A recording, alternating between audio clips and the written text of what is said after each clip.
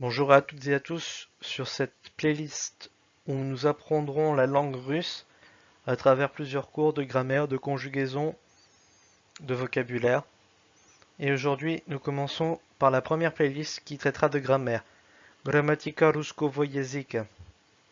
Le premier cours portera sur l'alphabet cyrillique russe. 32 lettres dont voici les graphies. Donc pour chaque lettre, nous allons lire la prononciation. A, B, V, G, D, Y, Yo, J, Z, I, I, K, L, M, N, O, P, R, S, T, U, F, H, C, Ch, Ch, Ch, signe dur, I, signe mou, E, U, Ya. Alors, je vais revenir en détail sur quelques signes.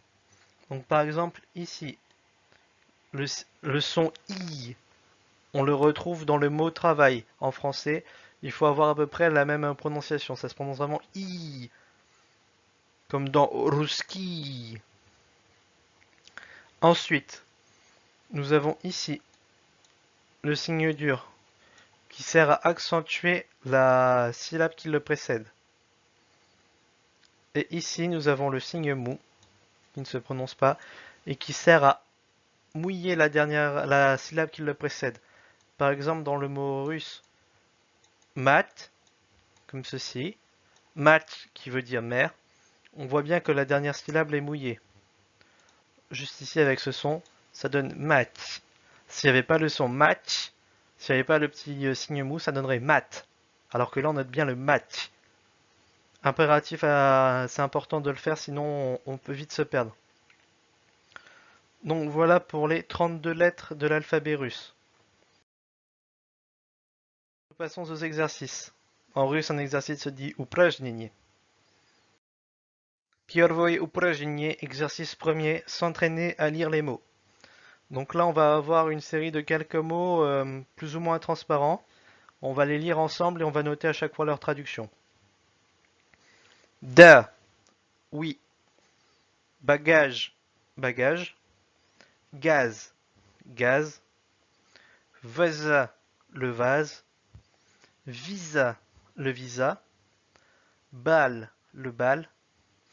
Villa, la villa. Mama, la mère, la maman. Banque, la banque. Dialogue, le dialogue entre deux personnes.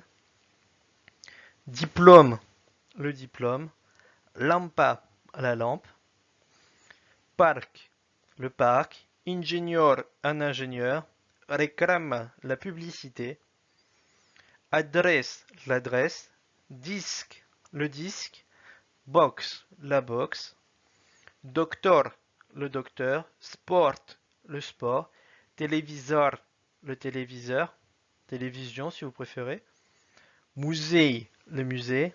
Autobus, l'autobus. Téléphone, le téléphone. Football, le football. Firma, l'usine. Caractère, le caractère. Centre, le centre. Cirque, le cirque. Champion, le champion. Chauffeur, le chauffeur. Secrétaire, le secrétaire ou la secrétaire. Borsch, qui est un plat typiquement russe, c'est une soupe. En français, on dit borsch. En russe, on dit borsch. Musique, la musique. Automobile, la voiture, ou l'automobile, mais plutôt au sens automobile, car la voiture se dit tout de même machine. Aéroport, l'aéroport. Maire, le maire d'une ville. Computer, qui veut dire l'ordinateur, et donc son adjectif juste à côté, computershik, qui veut dire le geek. Россия, la Russie, et Francia, la France. 2. Второе упражнение. Recopier les mots relatifs aux arts et au spectacle et apprendre le vocabulaire. Donc là, pareil, on va avoir une série de mots. Je vais tous les lire et vous donner leur traduction et vous pouvez les recopier afin de les retenir et d'apprendre ce qu'ils veulent dire. C'est que des mots de vocabulaire sur les arts et le spectacle. Acteur, l'acteur. Actrice, l'actrice. Album, un album. Biblioteca, la bibliothèque. Vidéoclip, un clip vidéo. Galeria, une galerie d'art. Guitare, la guitare. Guitariste, le guitariste. Disque, un disque. Discothèque, la discothèque. Instrument, l'instrument. Clarinette, la clarinette. Clown, le clown. Comique, adjectif au sens de comique, marrant, drôle.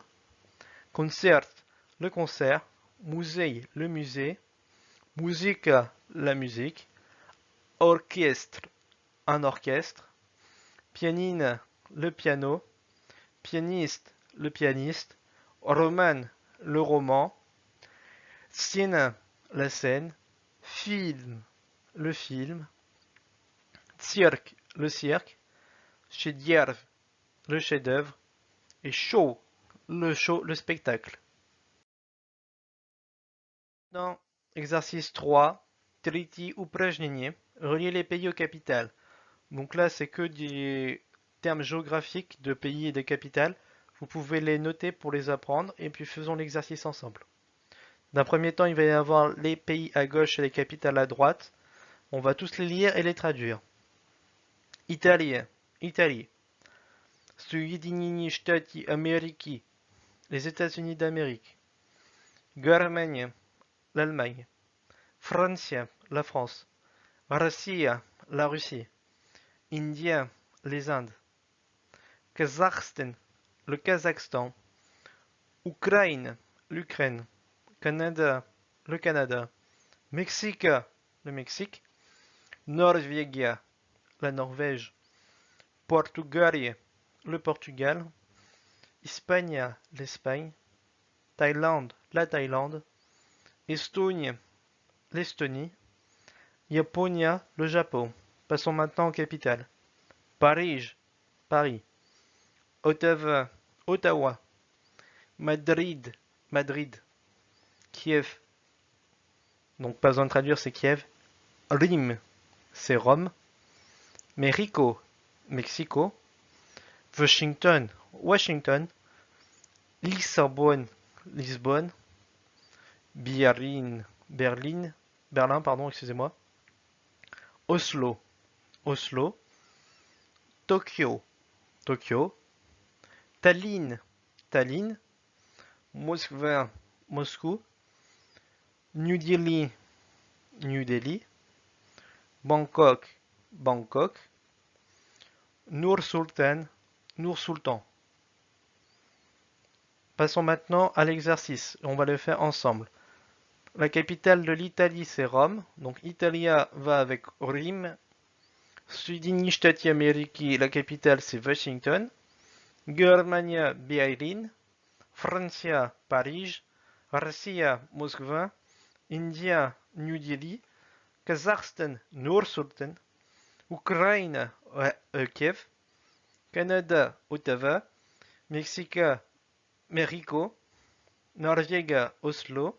Portugal, Lisbonne. Espagne, Madrid.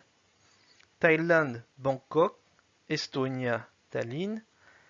Japonie, Tokyo. Donc les prochains cours porteront sur le genre des substantifs, voyelles et consonnes, le pluriel des substantifs, l'adjectif, la déclinaison, le locatif, le génitif, l'accusatif et bien d'autres. Donc les prochains cours auront lieu la semaine prochaine, un cours par semaine, je pense publier ça sur YouTube. Donc, до следующей недели, comme on dit en russe, à la semaine prochaine. Portez-vous bien en ces périodes de coronavirus. Et puis n'oubliez pas de réviser tout ça. À la semaine prochaine.